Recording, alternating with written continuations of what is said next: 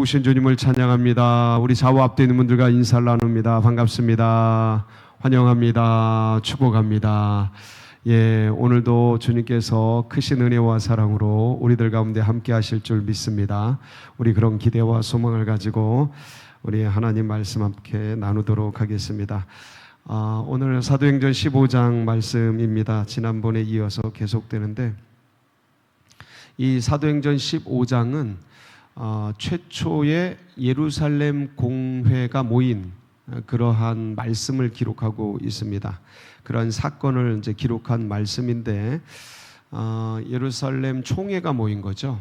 그래서 회의가 모일 때는 어떤 의제나 어떤 사건이나 갈등을 해소하기 위해서 이제 모이게 되는데, 이 예루살렘 첫 회의는 구원론 때문에 이제 모이게 됐습니다. 구원론, 어떻게 구원받는가?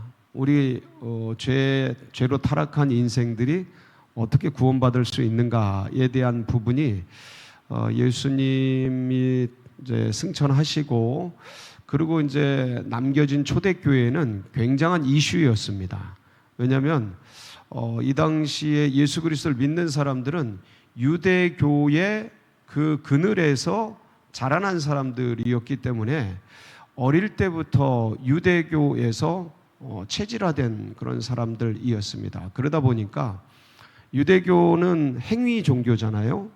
율법을 지키고 정결 예식을 행하고 그리고 다양한 제사 제도를 지키면서 그래서 거기에서 구원을 확인하는 그런 종교란 말이죠. 물론 최초의 주님께서 율법을 주셨을 때는 그런 의미는 아니었습니다. 그러나 시간이 흐르면서 행위 종교로 그렇게 변질이 되었고, 그런 상태에서 이제 기독교인들도, 예수 그리스도를 따르는 사람들도 이 유대교의 그늘에서 어릴 때부터 자라났기 때문에 유대 풍습과 율법을 지키는 것이 몸에 배어 있는, 체질화되어 있는 그런 사람들이었단 말이죠. 그러다 보니까 예수님만 믿고 구원받는다는 이 귀중한 진리이지만, 근데 그분들이 생각하기에는 너무 단순한, 사실 지금도 이 예수님이 지신 십자가와 부활의 이 은혜만으로 구원받는다는 이 진리가 모든 사람들에게 복음이지만, 그런데 타종교에 비해서 너무 가벼운 것 같은 거죠. 인간들이 생각하기엔 하나님이 당신의 목을 끊어서 죽음을 통해 이룬 인간의 탈출구인 십자가의 진리의 길, 구원의 길을 만든 게 어떤 값을 치르는 것보다 고귀하고 비싼 값인데도 불구하고 인간 편에서는 하는 게 없이 받는 거니까 이게 너무 가벼워 보이는 거죠. 인간이 뭔가라도 해야, 뭔가 고행이나 덕행이나 뭔가 어려운 것을 좀 하고 구원을 받아야 구원받은 어떠한 의미가 있을 것 같은 느낌이, 그 느낌적인 느낌이 인간에게 있단 말이에요. 아무것도 안 하고 공짜로 받는다는 게 이게 양심상 거시기 하기도 하고 좀 민망하기도 하고, 이게 너무 가볍게 느껴지는 거. 왜 그냥 주면 그 가치를 알아요, 몰라요? 잘 몰라요. 애들 그냥 주면 애들 이게 부모의 고마움을 잘 몰라요. 이게 이제 나중에 철들면 아는데, 고생하면 그 부모님들이 그냥 아낌없이 아무런 값 없이 주신 그 사랑과 은혜가 얼마나 귀하고 아름다운 것인가를 이제 뼛속 깊숙이 아는데, 그 철들기까지, 그런 걸 알기까지는 이 부모님의 사랑이 너무 잘 모르잖아요. 아무리 얘기를 해도 잘 모른다고요. 이제 그런 것 같은 거죠. 주님이, 우리가 이제 영적으로 철들기까지는 주님이 주신 이 사랑, 이 십자가의 은혜가 얼마나 고귀한지, 얼마나 귀한지, 인간이 구원을 위해서, 정말 죄인된 인간이 의롭게 되기 위해서, 구원을 얻기, 영생을 얻기 위해서 자신이 하는 모든 행위들이, 하려고 하는 모든 행위들이 불의한 것인 줄을 인간이 스스로 모르잖아요. 그러니까 의로워지기 위해서 뭐라도 해야 될 것 같은 이런 느낌적인 느낌 속에 있기만 하지 사실은 우리들이 하는 모든 것들이 쇳덩어리거든요. 근데 이걸 모르는 인생이 주님이 값없이 주시는 그 은혜와 십자가의 구속의 은총이 너무 가벼워 보이더라. 그러니까 뭔가라도 해서 인간의 자위, 그러니까 자기 만족을 얻게, 구원에 대한 자기 만족을 얻게 하려는 시도들이 늘상 있어 왔습니다. 온 세상 속에서 세계 종교가 다 그렇고요. 기독교 안에서도 이 문제 때문에 이제 굉장히 치열하게 다툼이 있었죠. 그래서 최초의 예루살렘 공회가 모인 게 이 구원론 때문에 모이게 됐는데, 그런데 이 사건의 발단은 어떤 사람들 때문에 그래요. 오늘 다룰 문제는 이 어떤 사람들과 유다와 실라에 대한 그런 제목이거든요. 근데 이 어떤 사람들이 오늘 이제 우리가 읽은 말씀을 보면 편지의 내용에 이렇게 이제 기록된 걸 보면은 어떤 내용이 있냐면 24절, 오늘 본문 24절에 이런 내용이 있어요. 같이 한번 볼까요? 시작. 들은즉 우리 가운데서 어떤 사람들이 우리의 지시도 없이 나가서 말로 너희를 괴롭게 하고 마음을 혼란하게 한다 하기를. 자, 여기 보면 누가 나와요? 어떤 사람들이 나오죠. 이 어떤 사람들이 이스라엘의 예루살렘의 지시도 없이, 예루살렘의 지도자들의 지시도 없이 이 안디옥에 내려간 거죠. 안디옥에 내려가서 뭐라고 얘기를 해요? 그게 15장 1절에 우리가 이제 지난번에 다뤘던 말씀인데 이 부분을 얘기합니다. 시작. 어떤 사람들이 유대로부터 내려와서 형제들을 가르치되 너희가 모세의 법대로 할례를 받지 않으면 능히 구원을 받지 못하리라 하니. 자, 어떤 사람들이 내려와서 그 안디옥 교회에 뭐라고 가르치기 시작하냐면 할례를 받지 않으면 뭐가 없다? 구원이 없다. 이게 이제, 그러니까 할례를 받지 않으면 구원이 없다. 그러니까 할례를 구원의 전제 조건으로 건 거죠. 할례 없이 구원 없다. 그러니까 구원은 뭐로? 할례를 통해서. 이렇게 되는 거예요. 그러니까 이제 이 할례라는 행위를 통해서 구원받는 도리를 이 어떤 사람들이 와서 얘기를 하는 거죠. 자, 그러면 할례 없이 구원 없으면, 할례는 모세의 여러 가지 그 율법 계명 중에 하나거든요. 그러면 좀 있다가 또 뭐가 나올까요? 정결 예식 없이 구원 없다가 나오죠. 정결 예식을 또 행해야 되고. 자, 그래서 그 다음에 절기 지키는 거 없이 뭐 없다? 구원 없다가 나오죠. 네. 그게 나오는 겁니다. 그러니까 율법이 나오는 거죠. 그러면 나중에는 이제 기독교도 결국 율법의 613개 계명을 지켜야 뭐를 얻어요? 구원을 얻는 거예요. 그러면 세상에 구원을 얻을 사람이 아무도 없는 거죠. 그래서 이 문제 때문에 예루살렘 회의가 이제 모이게 됐고, 그래서 이제 베드로가 내가 이방인들에게 복음을 전하고 성령의 은혜를 전한 사람이지 않냐. 그런데 우리도 매기 힘들었던 율법을 어떻게 다시 이방인들에게 매게 하겠느냐 하면서 그렇게 설명을 하고, 이때 이제 야고보 사도가 일어나서 야고보 선생님이 일어나서 그렇다면 우리가 보기에 베드로의 말이 맞다. 그래서 가장 요긴한 것, 권면사항이에요. 이건 구원받는 전제 조건이 아니고, 구원은 뭐로 받아요? 예수 그리스도를 믿는 믿음으로 받는데, 그런데 이제 유대의 그 어떤 종교적 풍습이 있으니까 이런 요긴한 것들을 구원의 전제 조건이 아니고 권면사항으로 함께 보내게 되는데, 이제 우상 숭배하는 거, 우상의 제물, 그 다음에 목매어 죽인 거, 그 다음 음행, 그 다음 피, 이런 것들을 먹지 말라고 권면하는 내용으로 그렇게 안디옥 교회에 보내는 게 좋겠다 하고 편지를 써서 누구에게 보내는 거예요?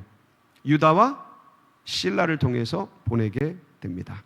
자, 그래서 이 유다와 실라가 내려와서 이 편지를 쭉 읽어주고 이방인 친구들이여 그러면서 예루살렘 회의에서 최종 결론 내린 게 바로 이러한 내용이고, 오직 그리스도 예수를 믿는 믿음으로 말미암아 우리는 구원 받습니다. 그러나 이러한 것들이 우리의 삶에 굉장히 요긴하니까 이런 것들을 잘 지키면 더욱 감사하겠습니다 하고 이제 말씀을 전하게 됩니다. 그러니까 이 안디옥에 있었던 백성들이 그 얘기를 듣더니 어때요? 마음이 너무 좋은 거예요. 너무 행복하고 그러면서 이제 이렇게 이때 당시에 이 구원론 문제가 이제 정리되게 되는 그러한 말씀을 오늘 기록하고 있습니다.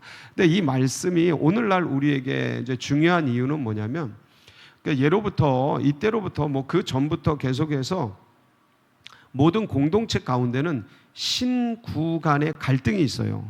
신구 간의 갈등이라는 것은 작게는 가정에서부터 크게는 국가까지 이게 모든 공동체 안에는 이런 신구 간의 갈등이 있습니다.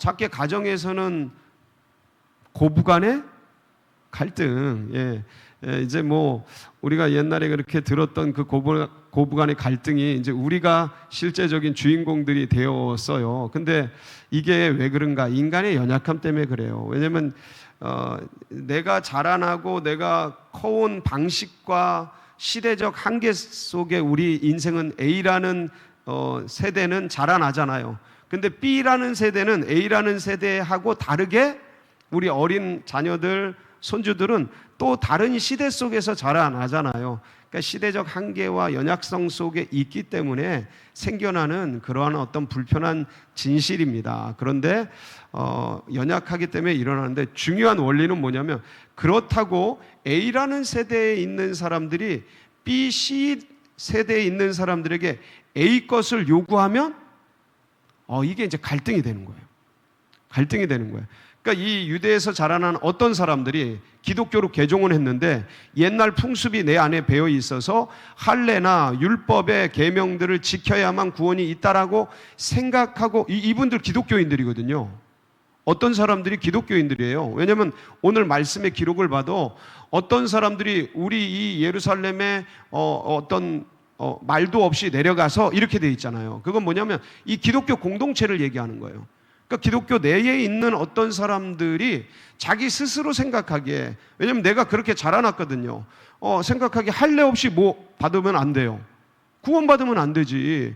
왜냐면 너무 가벼워요.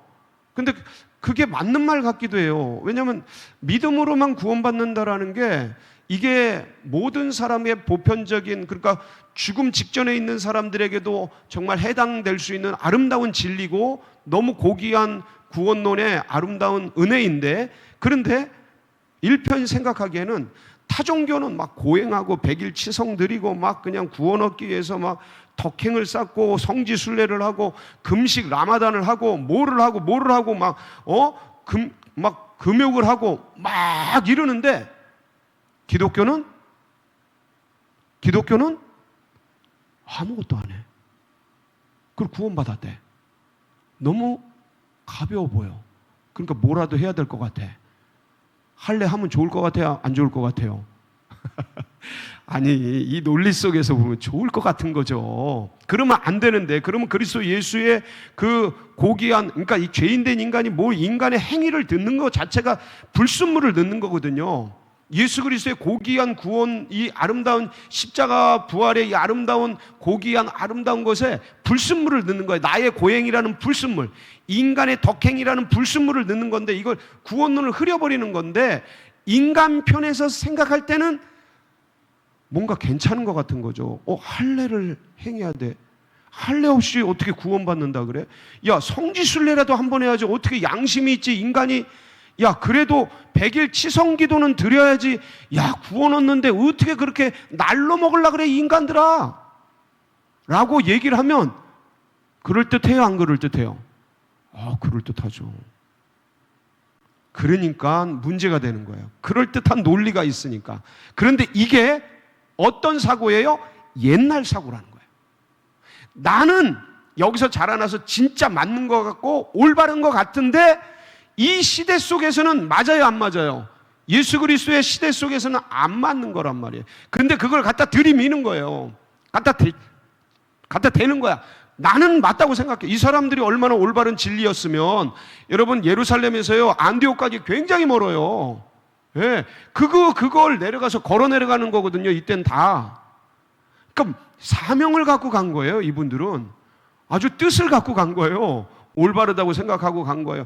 이렇게 전도하고 이렇게 복음 전하는 사람들이 몇이나 있어요. 근데 이런 사명을 갖고 내려갔는데 문제는 뭐냐면 옛날 것, 잘못된 것, 지난 것, 여기에 해당 안 되는 것을 옳다고 생각하고 주장한 거예요.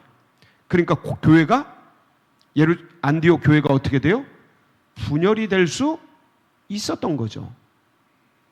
그러니까 조심해야 된다. 새로운 시대가 왔고 새로운 역사가 왔고, 그러니까 새 술은 새 부대에 담아야 된다는 말이 이 말이에요. 그래서 주님이 무슨 말씀을 하시냐면, 묵은 것을 먹고 묵은 포도주를 마시고 새 것을 좋아하는 게 없다라는 말을 누가복음 5장 39절에 하는데, 한번 보실까요? 누가복음 5장 39절. 이게 무슨 말씀이냐면, 시작. 묵은 포도주를 마시고 새 것을 원하는 자가 없나니 이는 묵은 것이 좋다 함이니라. 그러니까 옛게 좋은 거예요. 옛게, 옛날 게, 몸에 익은 게. 여러분, 몸에 익은 게 좋아요? 아직 이제 처음 시도해야 되는 그런 게 좋아요? 몸에 익은 게 좋죠, 뭐. 안 그렇습니까? 그런데 새로운 시대 것을 받아들이는 그런 넉넉한 아량도 있어야 하는 것이죠. 그러니까 여기서 우리가 어떤 사람들 같이 그런 사고와 그런 의식으로 살아가지 말고, 저는 권면드리기는, 오늘 말씀을 보면 유다와 실라가 내려가서 그 안디옥 교회에 혼란스럽고 갈등되는 것들을 편지를 통해 소식을 전하면서 위로하고 격려하고 또 말씀을 전하면서 그들을 흥황케 하고 기쁘게 하잖아요. 그러니까 여러분들은 어딜 가도, 그러니까 내 옛날 것을 주장하고 막 그러는 것이 아니라 이 유다와 신라처럼 그 모임을 흥황케 하고 교회를 부흥케 하고, 그리고 아름다운 피스메이커로 그렇게 존재하고 전하는 그런 분들이 되시길 바랍니다. 그래서 아름다운 가정에서부터 교회, 그리고 모이는 그 어느 자리까지 이런 귀한 유다와 신라 같은 역할을 하셔서 하나님을 기쁘시게 하고 공동체를 안정케 하는 그런 귀한 성도님들 모두가 되시기를 주님의 이름으로 축복합니다. 같이 기도하시겠습니다.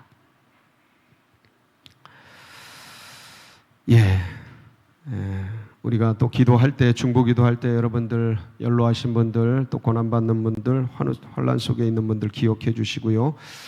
또 아픈 분들이 꽤 많습니다. 그 기억해 주셔서 중보해 주시고, 그리고 둔촌동 시대가 활짝 열리고 무엇보다 포리온 아파트 예비된 영혼들 주님의 교회로 보내주시도록 위해서 여러분들, 그리고 한 가지 더, 내일부터 저희 교회에 화요일 날 찬양 집회가 열리게 됩니다. 저녁 7시 반에 열리게 되는데, 루아크 워십이라고 처음 이제 찬양 집회가 우리 임마누엘 찬양단 중심으로, 청년들 중심으로 이렇게 젊은 분들 또 이렇게 찬양을 원하시는 분들 같이 하게 되는데, 특별히 중보기도해 주셔서 정말 찬양의 역사가, 예배의 은혜가 넘치도록 중보해 주시고, 여러분 각자의 기도 제목 붙들고 우리 주여 부르짖고 기도하며 나갑니다. 부르짖습니다. 주여, 주여.